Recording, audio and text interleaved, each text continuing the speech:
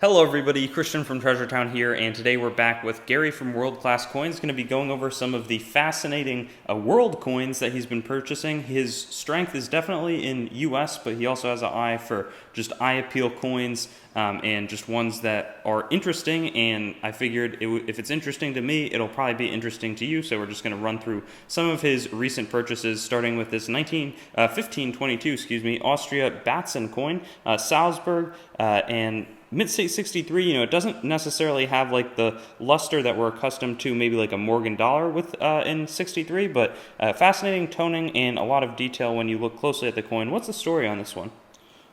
I was at the Long Beach show and I was with a coin dealer who buys and has cool US coins, but he has cool world coins too.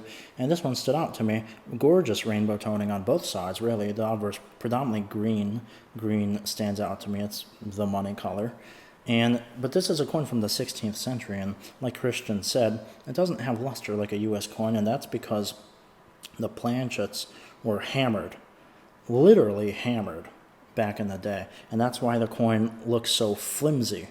It's like bent and stuff like that, and that's perfectly fine. That's how they came. And so it won't have what you would be used to calling luster. It's kind of shiny, but it's not really lustrous. And so this one is actually the single finest Batzen in the entire series of all of the dates, by a full point and a half. Wow, and so, it has a price tag of $1,100. Is that what you paid for it? Yeah, that's actually what I paid for it.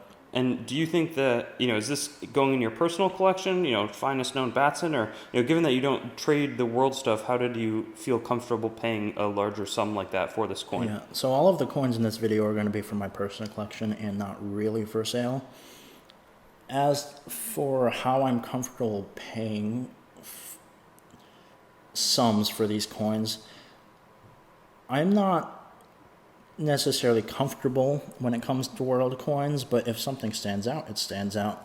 And if it doesn't seem like too much money, then I'm okay with it. I try to figure things out. I try to look up similar coins, similar data of different coins and what they sell for, but it can be hard to do when it comes to world coins. It's kind of a gray area for me personally. Makes sense. Well, a cool start there. This next one has a really sky-high grade Mint State 68 plus star, a German mark, 1914 F, so World War I era, and fascinating and gorgeous toning. Is there any reason beyond the toning? And I hadn't even seen that. Sort of, like you say, money color mixed in with some reds and pinks. Really, really pretty. This is also the single finest German mark in the entire series. I think marks were produced for a span of like 70 or 80 years, I think, in the German Republic. This coin has phenomenal color on the reverse. Now, the obverse, I think, is also very attractive. It's not what I would consider, it's what I would consider attractive toning, but not rainbow toning or anything of the sort. I feel like the term rainbow toning is massively overused. And the back is not rainbow toned either. It's kind of green and blue and purples and pinks, but it's very, very pretty. It definitely is a standout coin.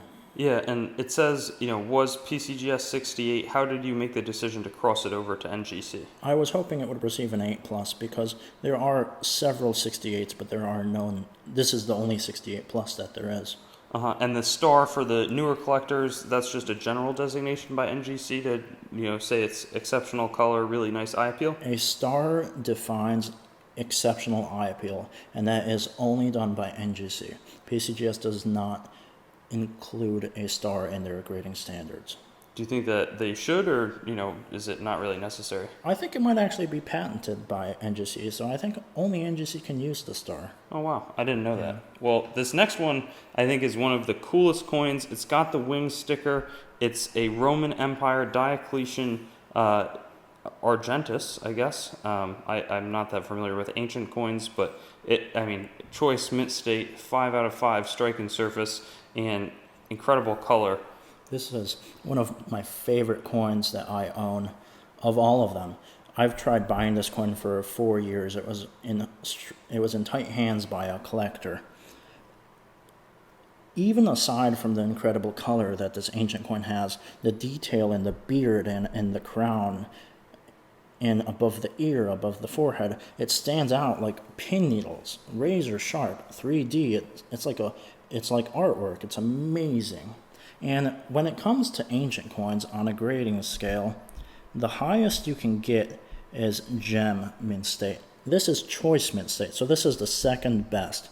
And the reason it'll never reach gem mint state is because you can see a crack through the bottom of the flan of the coin. And that is how it was produced back in 284 to 305 years after Christ.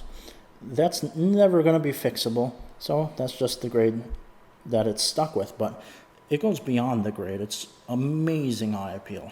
And what do you think this, fair value, and if you're comfortable sharing what you paid for it? I certainly think it's worth at least $5,000. Okay. Wow.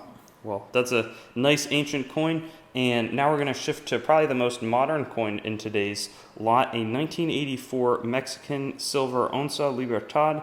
I think it's pretty obvious why you bought this coin. Straight graded mint state 67. That's probably a true rainbow toned coin. Yeah. Like you were mentioning, a lot of people overusing that. I don't think that that's overuse here.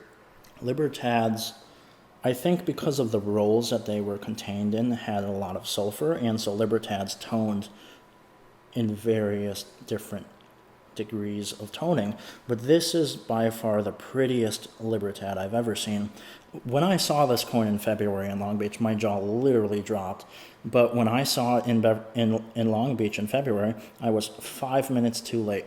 The dealer told me he just sold it a few minutes before I showed up. And a month later, it came up on eBay, and it was someone who I knew as the seller.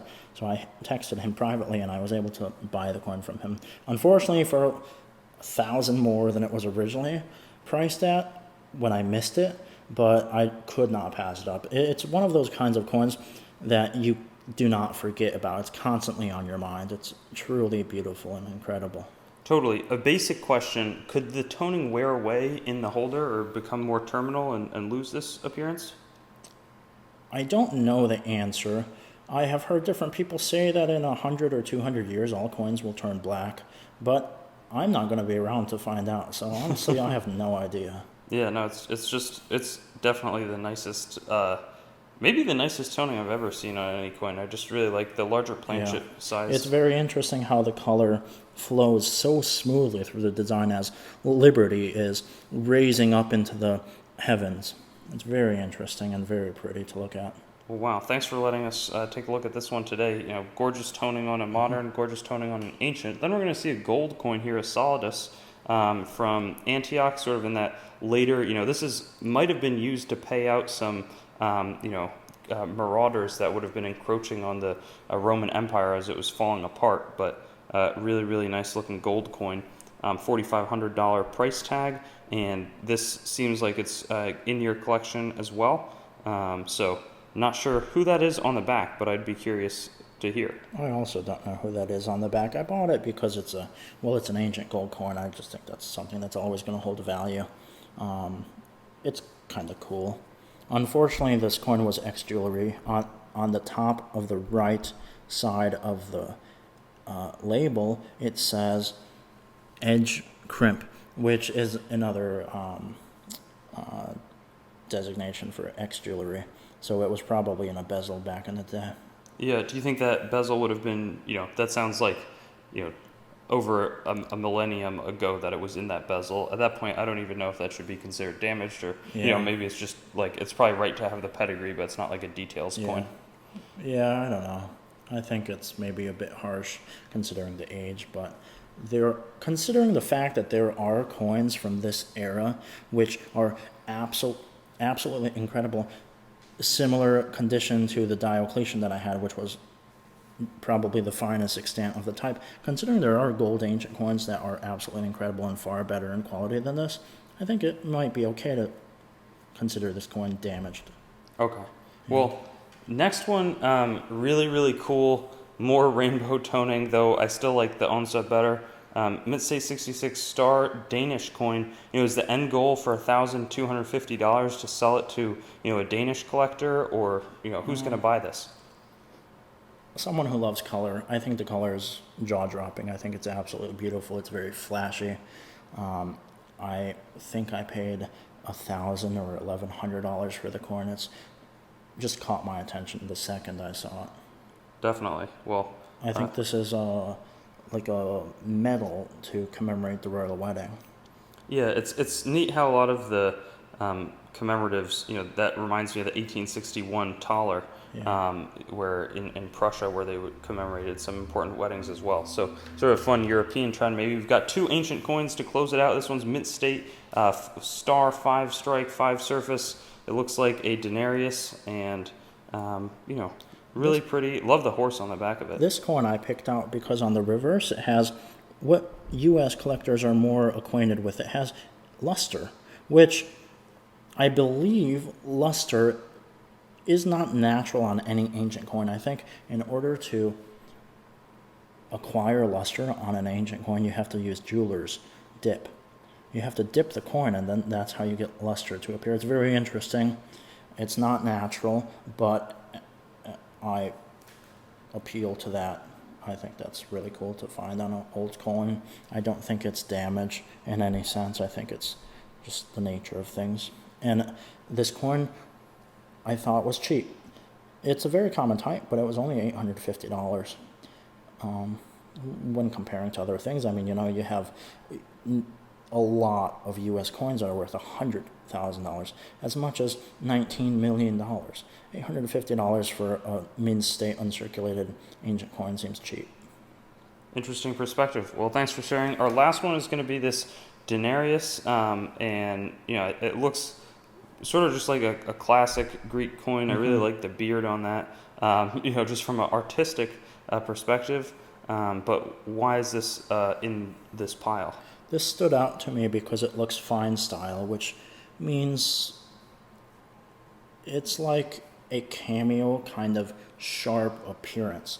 And that is a designation that NGC does give out for ancient coins. I should also add, NGC is the most notable grading service for ancient coins. They've cornered the market on encapsulating and grading ancient coins due to them having their expert David Vaggy. So this stood out to me because of the styling of the specific coin.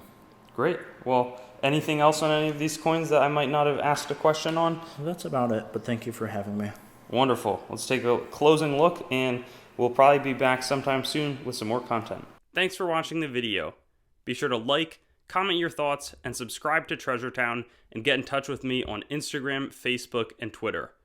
Also, check out my website, treasuretowncoins.com, for news and updates related to the channel and collectibles in general. Lastly, there's a link tree in the description with links to all of my other sites, as well as some affiliate links that can support the channel. But with that being said, have a great day, and I'll hope to see you on some of my videos in the future.